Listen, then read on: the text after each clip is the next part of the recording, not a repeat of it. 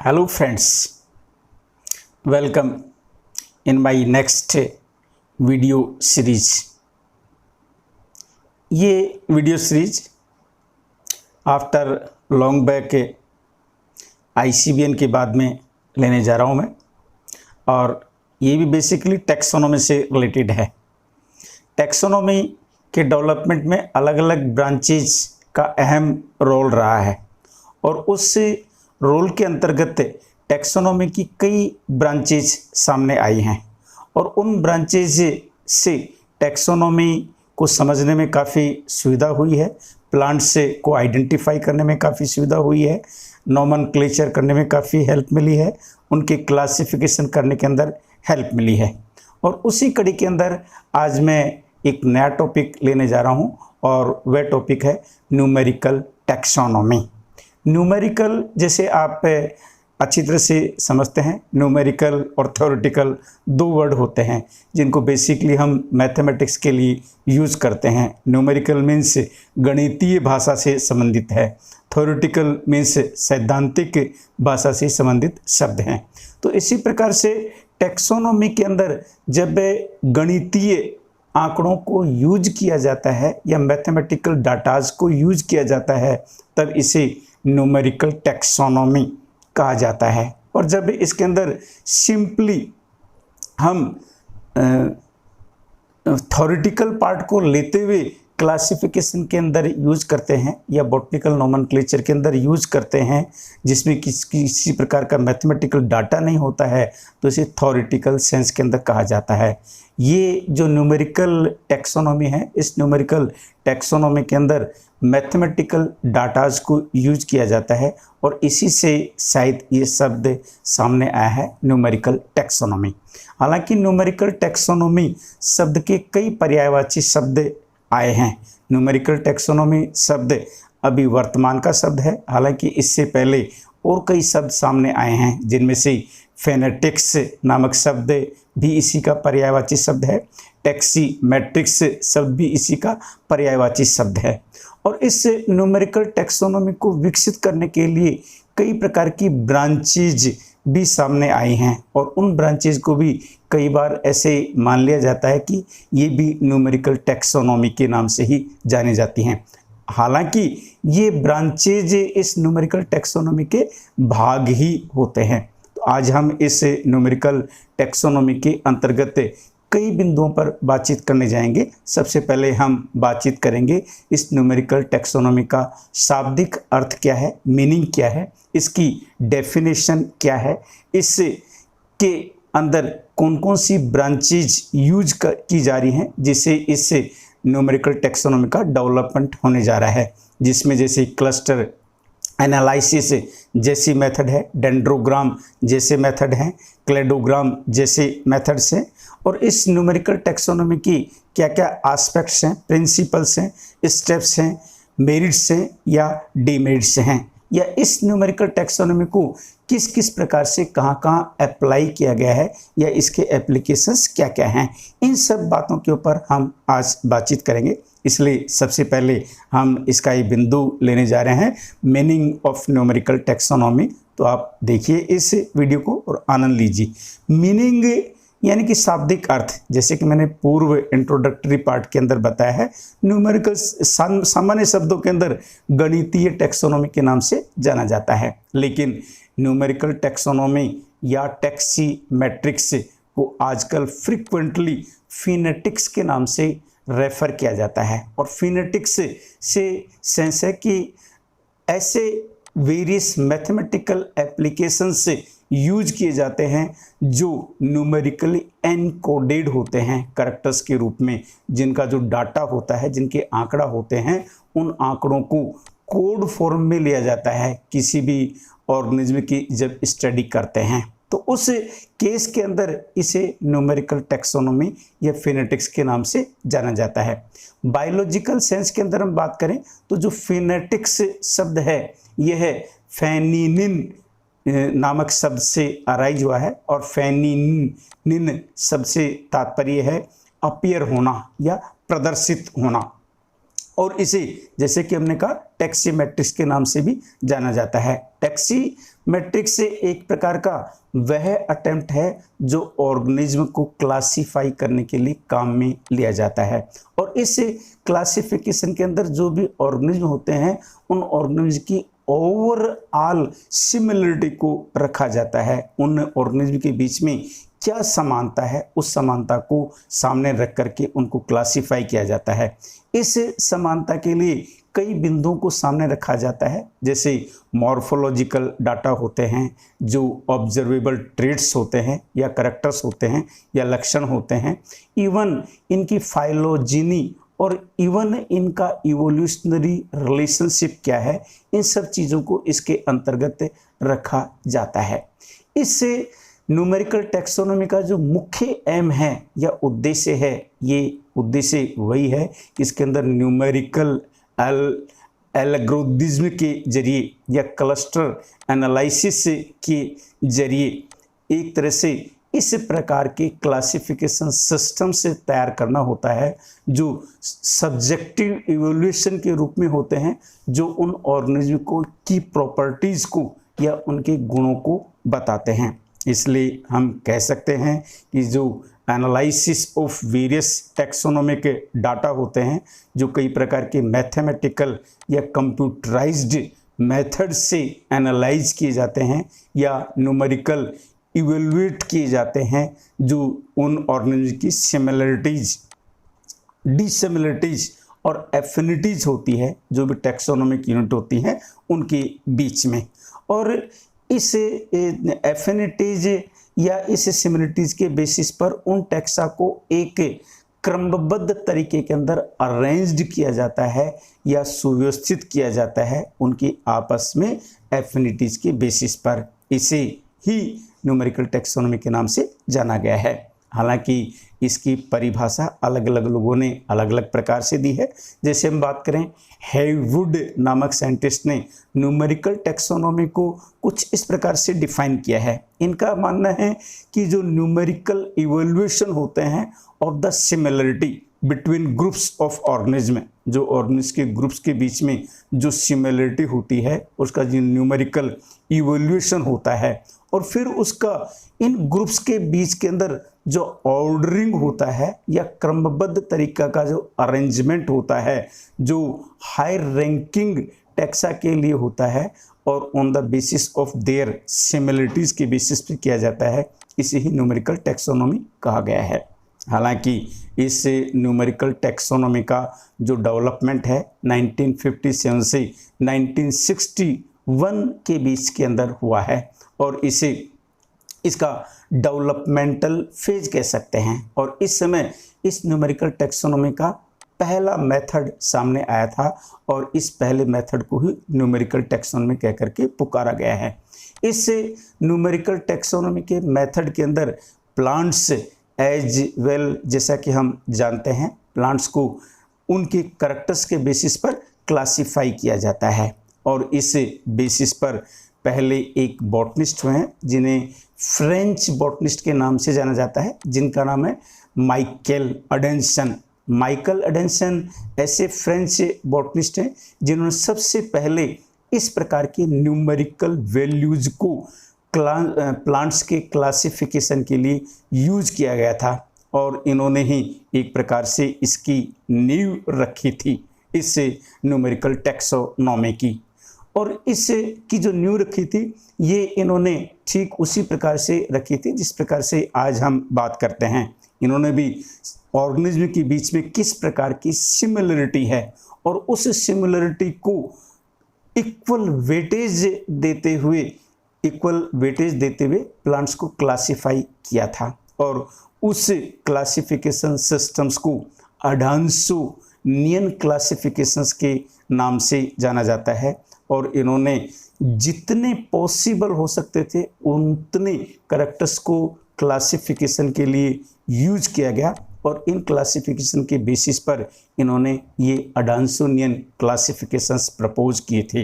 हालांकि हम बात करें आज की जो न्यूमेरिकल टैक्सोनॉमी है, इस न्यूमेरिकल टैक्सोनॉमी को बहुत ज़्यादा डेवलप करने का श्रेय या पॉपुलराइज करने की श्रेय की बात करें तो ये जाता है श्रेय रॉबर्ट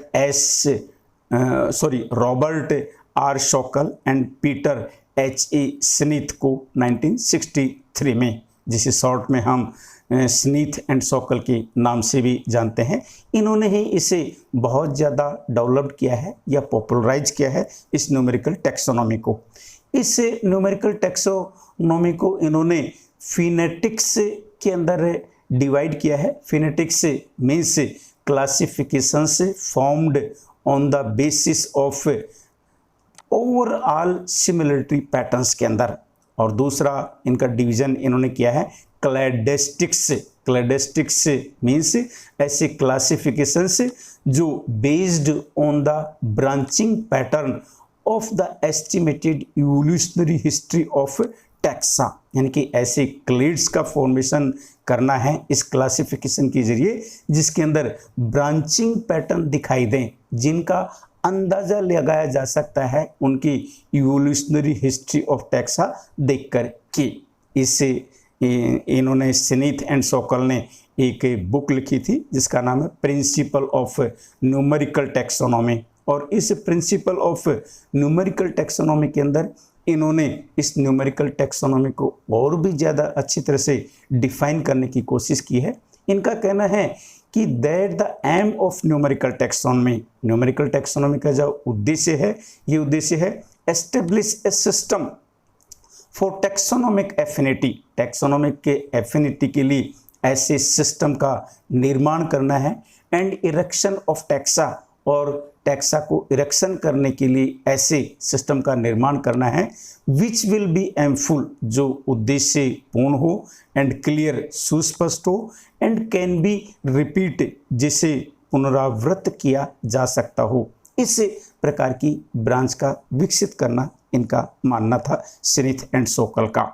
हालांकि इनका जो उद्देश्य था, इस उद्देश्य के आधार पर इन्होंने 2 स्टेप्स क्रिएट किए हैं, और उन स्टेप्स में डेंड्रोग्राम एंड क्लेडोग्राम नामक न्यूमेरिकल मेथड्स को ज़्यादा एम्फेसिस दिया है rather than subjective synthesis of data, यानी कि डाटा को या आंकड़ों को हम सब्जेक्ट की जैसे सिंथेसिस करें, उसके अलावा इस प्रकार की फॉर्म सामने रखना जो हमारे सामने एक चित्र के रूप में प्रेषित हो, जिसे इन्होंने डेंड्रोग्राम और क्लेडोग्राम कहकर के पुकारा है।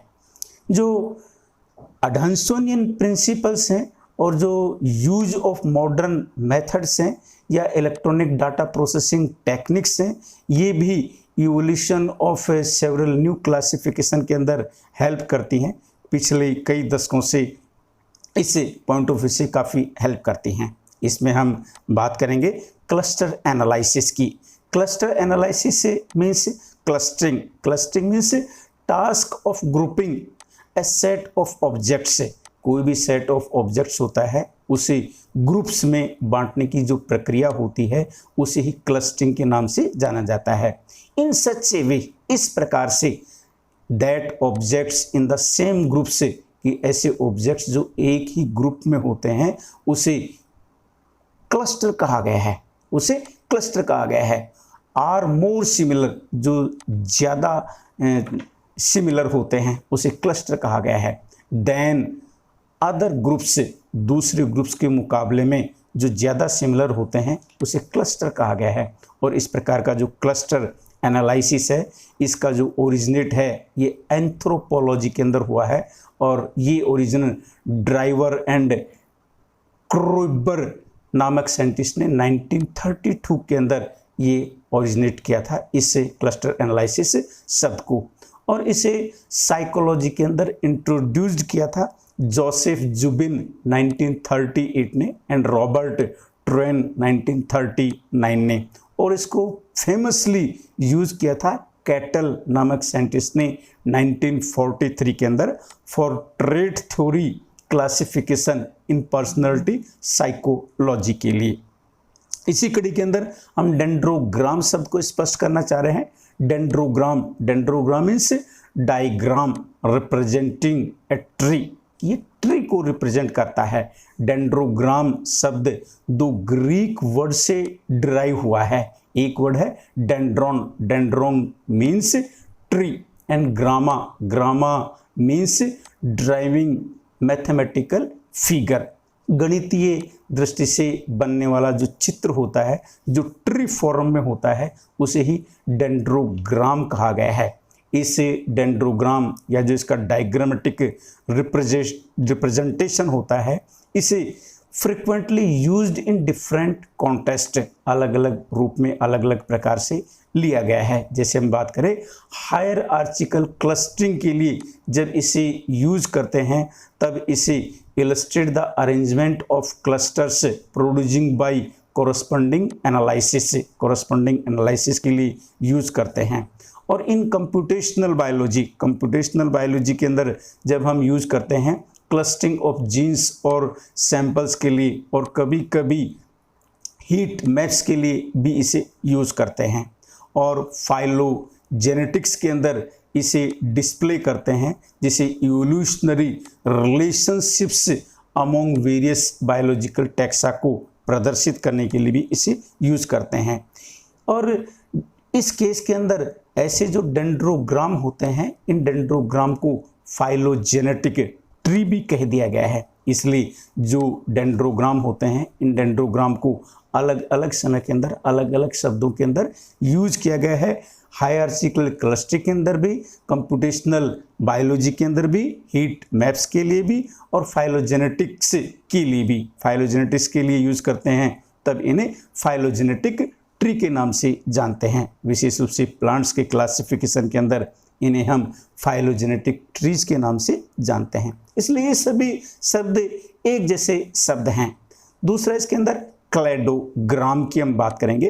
क्लेडोग्राम शब्द है, ये भी ग्रीक के शब्द क्लेडोस से डेवलप हुआ है। Clados means branch, gramma, gramma means character, means ये ऐसा डायग्राम है जो क्लेडिस्टिक्स को शो करने के लिए यूज किया जाता है। और जो ऑर्गेनिज्म होते हैं, उन ऑर्गेनिज्म के अंदर किस प्रकार का रिलेशंस है या किस प्रकार का संबंध है, उस संबंध को प्रदर्शित करने के लिए इस प्रकार के डायग्राम्स शो किए जाते हैं, जो ब्रांचिंग फॉर्म के अंदर होते हैं और उनके करैक्टर के रूप में होते हैं, जो डायग्रामेटिक रिप्रेजेंटेशन होता है। जो क्लेडोग्राम होते हैं, कई बार हम भ्रमित हो जाते हैं कि क्लेडोग्राम इवोल्यूशनरी ट्री के रूप में होते हैं। हालांकि ये इस प्रकार के ऐसे फीचर्स नहीं होते हैं, ये इस प्रकार की इवोल्यूशनरी टेंडेंसी को प्रदर्शित नहीं करते हैं, और न ही किसी प्रकार के एंसेस्टर्स को प्रदर्शित करते हैं, न ही किसी प्रकार के डिसेंडेंट्स को प्रदर्शित करते हैं, और न ही ये किसी प्रकार के चेंज को प्रदर्शित करते हैं, और न ही किसी प्रकार की इवोल्यूशनरी ट्रीज को प्रदर्शित करते हैं। एक जो सिंगल क्लेडोग्राम होता है, इस single cladogram uses lines that branch off in different directions ending a clade, कि जो भी एक ब्रांच होती है, उस ब्रांच के अंदर अलग अलग जो एंड्स होते हैं, ये एंड्स उसके अलग अलग डायरेक्शन को प्रदर्शित करते हैं। ए ग्रुप ऑफ ऑर्गेनिज्म, जो जीवों का एक समूह होता है, विद लास्ट कॉमन एंसेस्टर, जो उनका अंतिम सामान्य या कॉमन एंसेस्टर होता है, उसको रिप्रेजेंट करते हैं। इसलिए there are many shapes of cladograms, cladograms की कई प्रकार की शेप्स बन जाती हैं, but they all lines have that branch off from other lines. इसकी जो लाइन्स होती हैं, ये दूसरी लाइन से भिन्न प्रकार की ब्रांच होती हैं। The lines can be traced back to very the branch of, इन्हें ट्रेस किया जा सकता है ब्रांच ऑफ जहाँ पर होती है उससे। इस प्रकार की जो ब्रांचिंग ऑफ पॉइंट्स होते हैं, ये रिप्रेजेंट करते हैं हाइपोथेटिकल एंसेस्टर्स को, काल्पनिक पूर्वज को रिप्रेजेंट करते हैं, नॉट एन एक्चुअल एंटिटी, वास्तविक एंटिटी को रिप्रेजेंट नहीं करते हैं। Which can be inferred to exhibit the traits shared among the terminal taxa above, जो कि inferred exhibit trait shared among the terminal taxa above, जो अंतिम या चरम स्तर के ऊपर जो टैक्सा होता है उसको एग्जिबिट करता है। दिस हाइपोथेटिकल एंसेस्टर, जो हाइपोथेटिकल एंसेस्टर होता है, माइट देन प्रोवाइड क्लूज, ये एक प्रकार का क्लूज देता है, अंदाजा देता है about the order of evolution of various features, कि जो इवोल्यूशन है उस इवोल्यूशन की अलग अलग फीचर्स हैं, उन फीचर्स को एक आइडिया देता है या अंदाजा देता है, जिससे हम सोच सकते हैं कि किस प्रकार से ऑर्गेनिज्म का इवोल्यूशन हुआ है, किस प्रकार से उनके अंदर अडेप्टेशन हुआ है, किस प्रकार से उनके अंदर इवोल्यूशनरी नरेटिव्स डेवलप हुए हैं उनके एंसेस्टर से। तो ऐसे क्लेडोग्राम से इन चीज़ों को हम देख सकते हैं, कल्पना कर सकते हैं, अंदाज़ा लगा सकते हैं, लेकिन हम डेफिनेटली नहीं कह सकते कि ऐसा ही है, उसको अंदाज़ा लगा करके हम आगे बढ़ सकते हैं। आल्दो इस प्रकार के जो क्लेडोग्राम्स होते हैं ये मॉर्फोलॉजिकल कैरेक्टर्स के बेसिस पर, DNA and RNA sequencing data के बेसिस पर और कंप्यूटेशनल फाइलोजेनेटिक्स के बेसिस पर बनाए गए हैं, जिन्हें एट प्रेजेंट कॉमनली क्लेडोग्राम के नाम से जाना जाता है, आइदर ऑन देयर आउन रूप में या इन कॉम्बिनेशन विद मॉर्फोलॉजिकल रूप में, यानी कि एक सिंपल ऑर्गेनिज्म का भी हो सकता है या मॉर्फोलॉजिकल रूप में कंपेरेटिव भी वह हो सकता है क्लेडोग्राम।